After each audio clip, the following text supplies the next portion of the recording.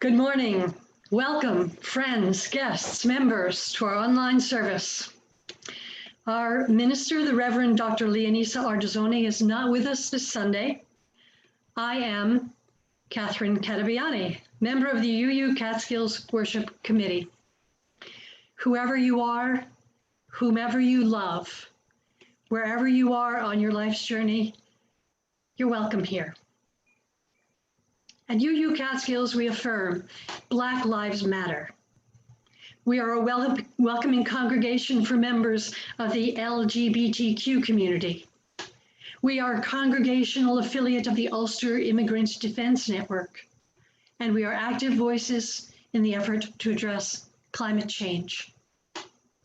Unitarian Universalism is a liberal religious faith that carries no creed and welcomes all seekers. Our 7 principles, one of which we are going to examine this morning, and 6 sources grew out of the grassroots of our communities, were affirmed democratically, and are a part of who we are. Thank you for joining us this morning. If you're new, welcome. We encourage you to visit our website. If you would like to be added to our mailing list, you can add your email to the chat box or online at uucatskills.org. In announcements this morning, the Women's Conversation Circle is on Mondays at 6:30 with Pat Hurst. You can contact her for information. Thursdays at 7, we have a bedtime story hosted by Jane Podell. That sounds like fun. After the service, there will be breakout rooms if you choose to stay, and there will be children's chapel. I'd also like to thank Kathy Kasner this morning for being our host. Zoom can be a challenging technology, and we ask you for your forgiveness for any unexpected hiccups. Welcome to UU Catskills. We're happy you're here. Put aside your concerns and enter into this sacred space and time.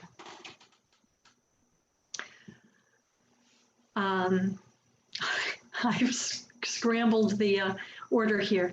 Our prelude. Our prelude is None Such, which was written by John Playford and is arranged and played by Mary Evans.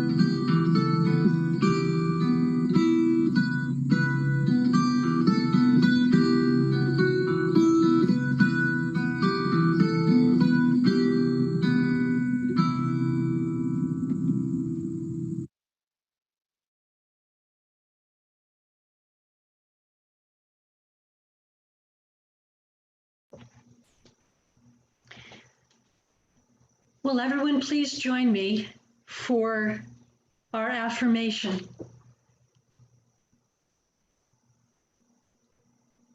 I'm not seeing it. I'm just going to go ahead because I think that most of us know it. May we be reminded here of our highest aspirations and inspired to bring our gifts of love to all living beings. May we know once again that we are not isolated, but connected in wonder and joy to mystery and miracle in the universe, in this community, and in each other. All right, everyone who has a chalice, are you ready? We are going to light our chalices now.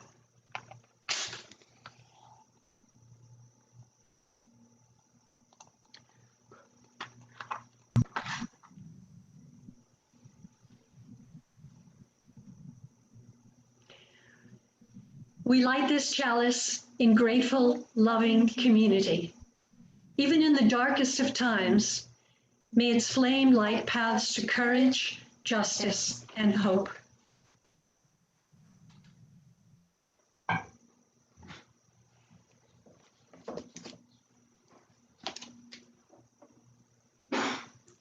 Okay, the next piece is for the children. And normally I would say, children, come on down. So not for children only, for everyone.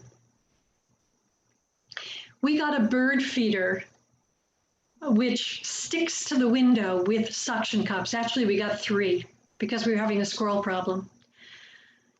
And what it meant was all those beautiful, magnificent birds that we'd been seeing at a distance were all of a sudden right there, very close to us. All those beautiful feathers and glorious colors. And you could see the detail, but close up, I could also see how marvelous the little small common birds were. And I have quite fallen in love with the sparrows. From a distance, they're small and colorless, but close up, I could just reach up and almost touch them. They're so sweet. And it reminded me of something when I was young. When I was little, we went to a Christian church, and my big brother used to sing tenor solos for the services. And he sang a song that went, "Not a sparrow fallen that our God does know." It's based on a passage in the Bible. But the idea is that the Christian God noticed and cared about everyone, even the little birds that didn't have flashy feathers or beautiful songs, that he saw worth even in the plain, colorless animals and birds, and maybe even in annoying little sisters like me. And I liked that idea a lot. So I started reading about sparrows. There are a lot of different kinds. They're very light. Some of them as small as an ounce. That's a quarter of a stick of butter. Some sleep with their heads under their wings. Despite their size, they're very cheeky and aggressive. And some, when they pair bond, when they find their mate, they remain together while feeding and dust bathing and out on the town.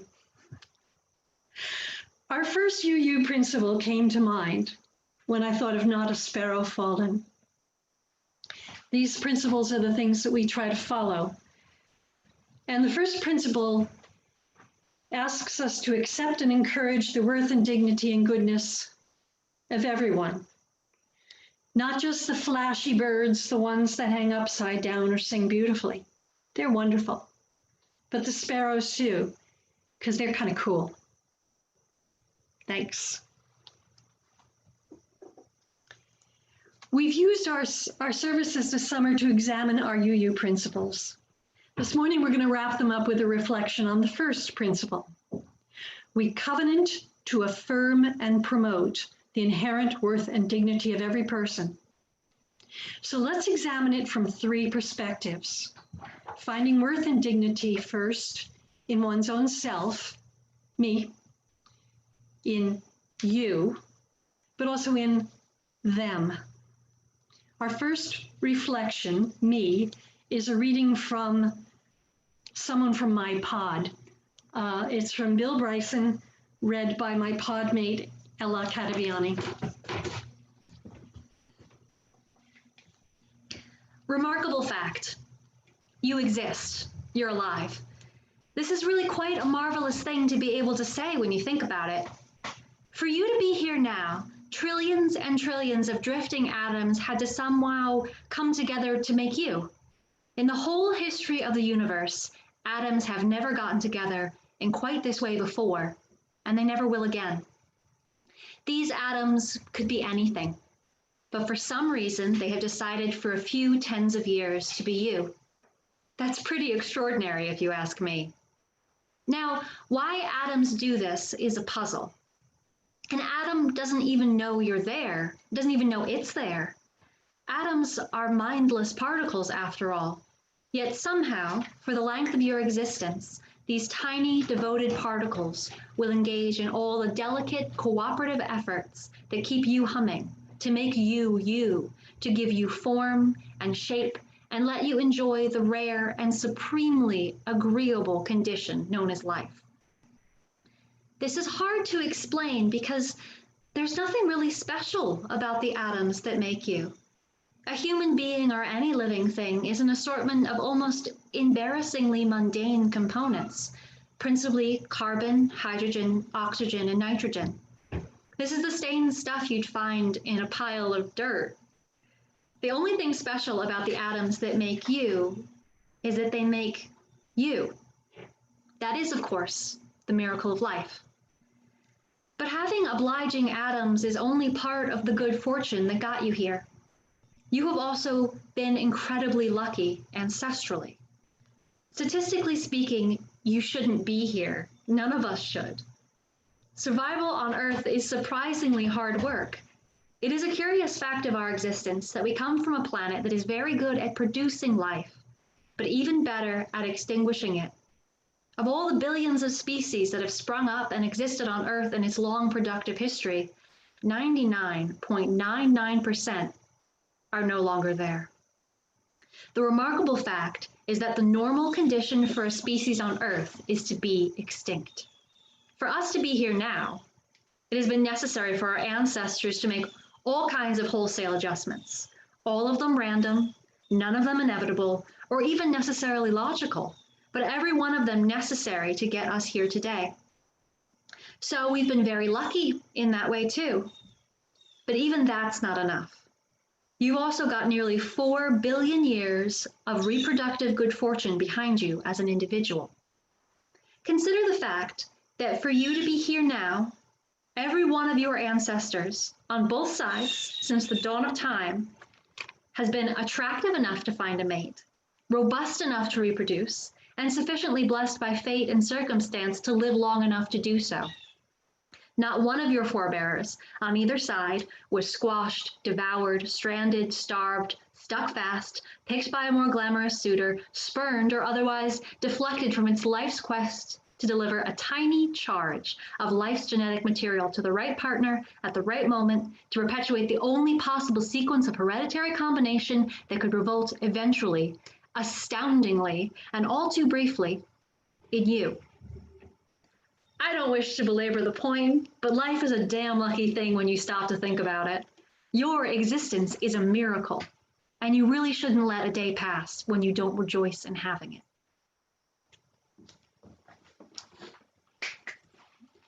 Thank you.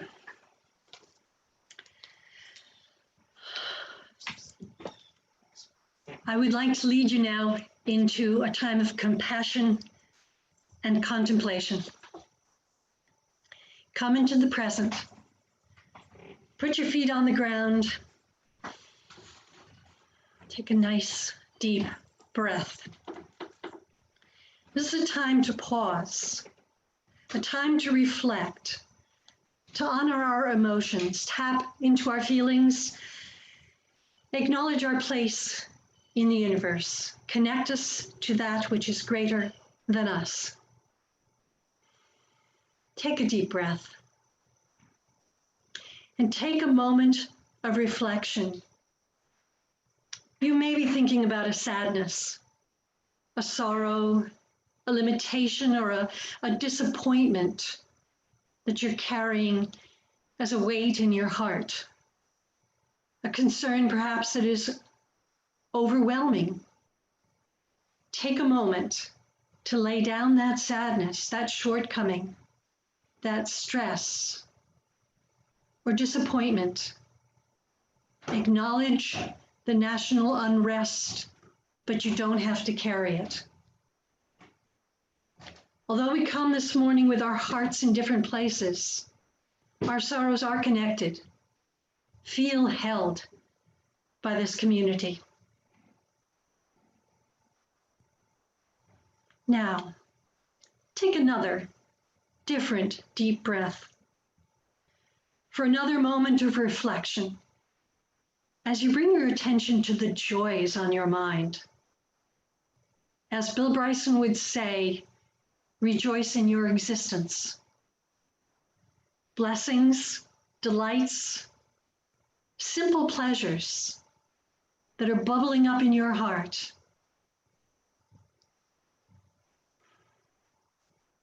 Feel held by the community and allow your happiness to fill you.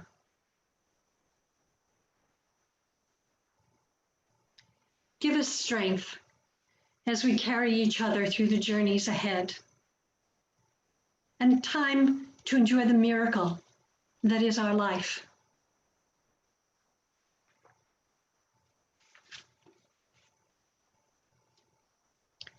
Our second reflection on the first principle is about affirming the worth of others. And it's a responsive reading. I will lead, and when I say we remind ourselves, you will respond with Ella as your leader to every soul is of value. We who are Unitarian Universalists not only affirm the worth and dignity of every person, we also affirm the inherent wholeness of every person. We remind ourselves every soul is of value.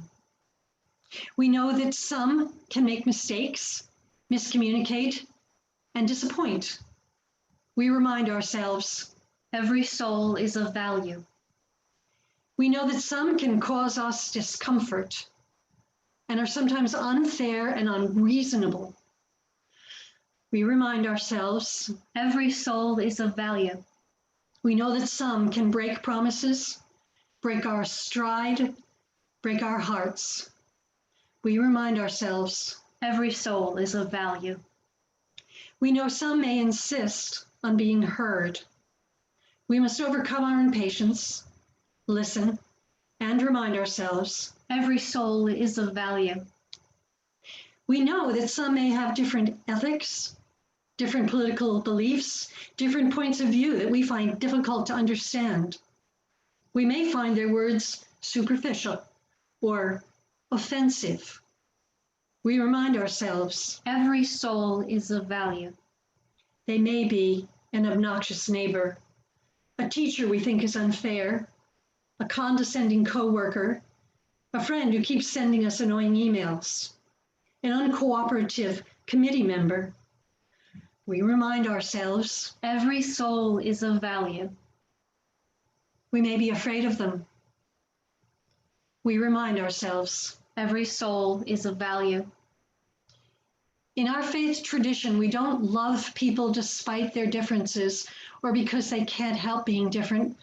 We love people because of their differences and because diversity enriches our world and our communities. We sigh and remind ourselves every soul is of value. With our families, in our work, and in our daily comings and goings, we remind ourselves every soul is of value. Thank you. and for our offering. Our congregation is sustained by your generous gifts. For the month of August, we're sharing our offering plate with the Center for Creative Education. There are several ways to contribute online via our website, uucatskills.org, on our mobile app, or with a text. The information will be shown on the screen. The offertory is a song called A Mile in Your Shoes, written by Amanda Udis Kessler. Now, Amanda is a Unitarian Universalist composer who, during the COVID-19 pandemic, is making broadcast-ready recordings available for use during virtual services at no charge.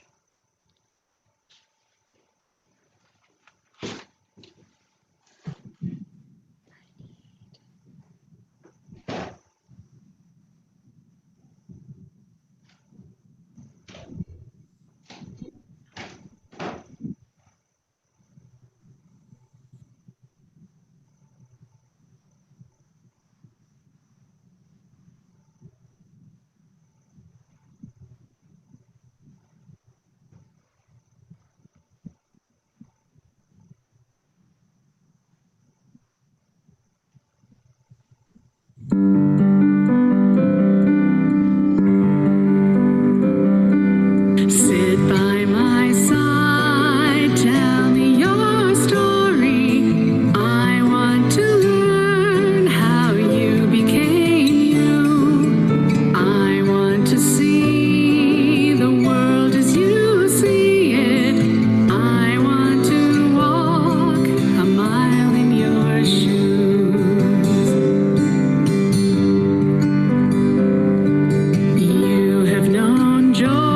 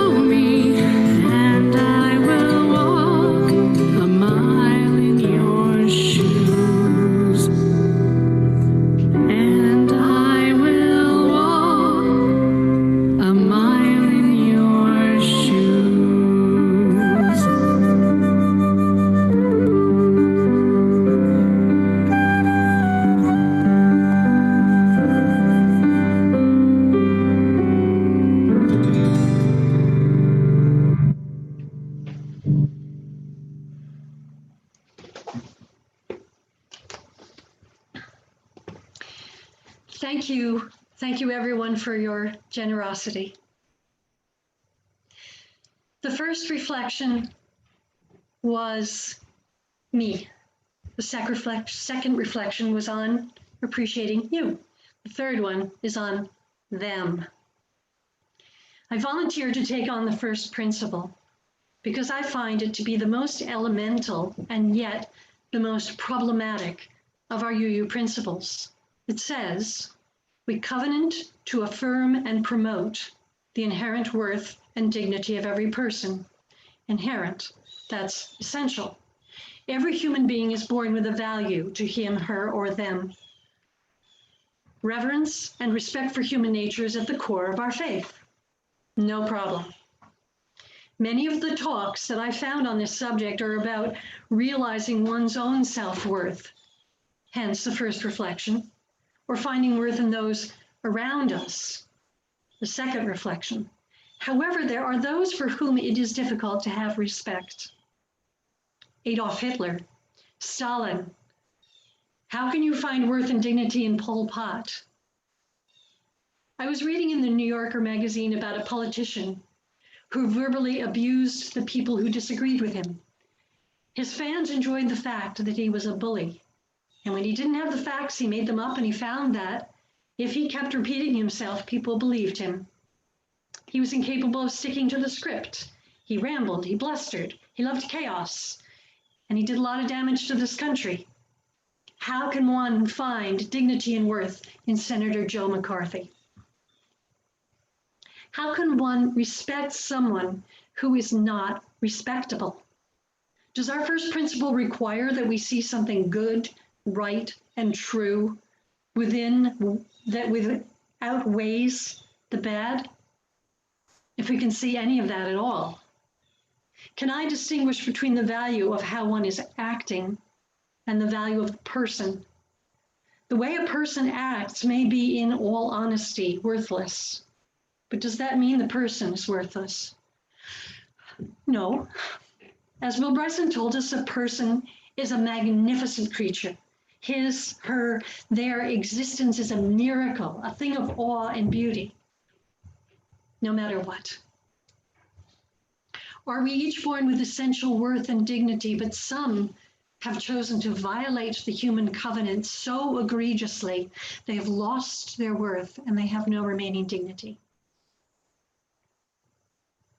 Evil and bad conduct exist. As Unitarian Universalists, are we allowed to make value judgments of other people's designs and behaviors? Are we allowed to make judgments on people who have not made good on their the original worth that they were born with? I think so. But we have to look for the good. Sometimes I find looking for the divine really hard. I have to remind myself to respect their worth and dignity, but allow myself to admit that they are wasting it. And yet, when we can't acknowledge their worth and dignity, when we dehumanize them, we dehumanize ourselves. As Pat Hurst told us 2 weeks ago, Cherokee tribal justice says we are tied to one another, no matter what. We are tied to one another. It's not enough to just have right, virtuous thoughts and feelings or seek them in others. Something more is asked for us. The first principle begins, we covenant to affirm and promote the inherent worth of every person. It's not just about recognizing integrity, but promoting it in others, bringing out the best in them, because we are tied to one another. We can cultivate our own marvelous worth and dignity. We can seek the divine in the small and the overlooked ones, the sparrows. We can be compassionate, encourage worth and dignity in our daily context, sustain goodness where we find it, try to walk a mile in their shoes.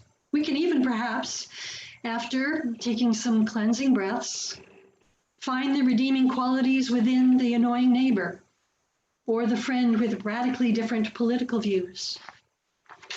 Even the Joe McCarthys. The Hindus say namaste, which means the soul in me greets the soul in you. The inherent worth and dignity in me greets the inherent worth and dignity in you. We are tied to one another. So let's join in singing a song for all that is our life.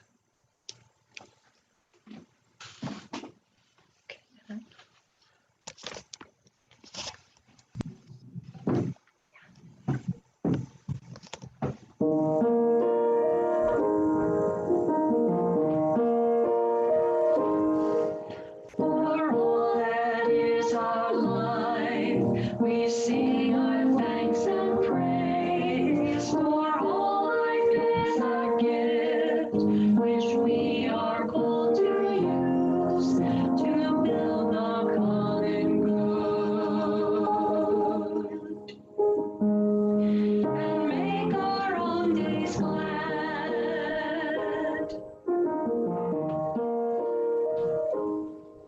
For needs we shall serve, for services we give, for hours of rest and love, we come with praise and thanks. For all that is our life, for sorrow we must bear, for failures, pain, and loss, for each new thing we learn, for fearful hours and paths, we come with praise and thanks. For all that is our life,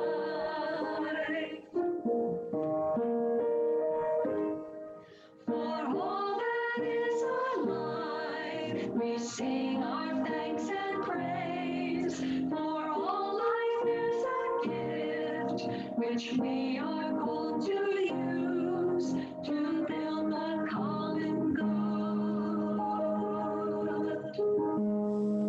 and make our own days glad.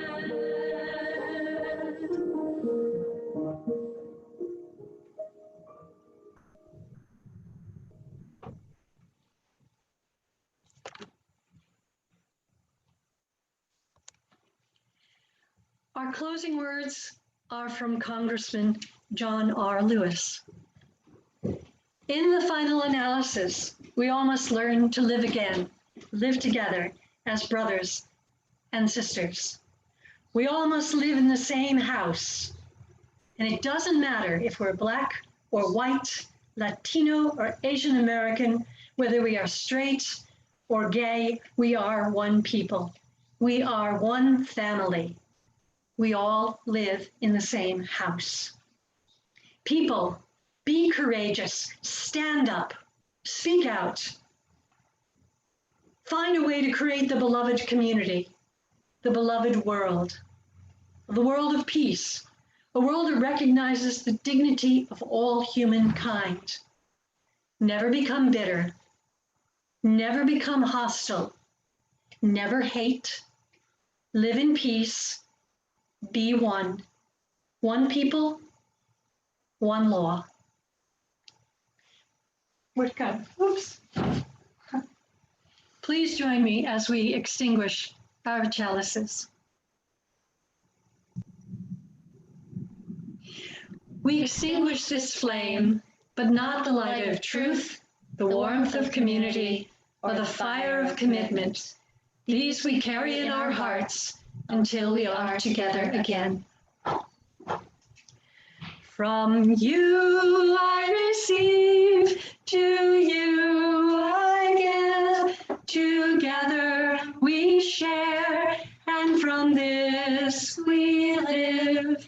From you I receive, to you I give, together we share, and from this we live. Namaste.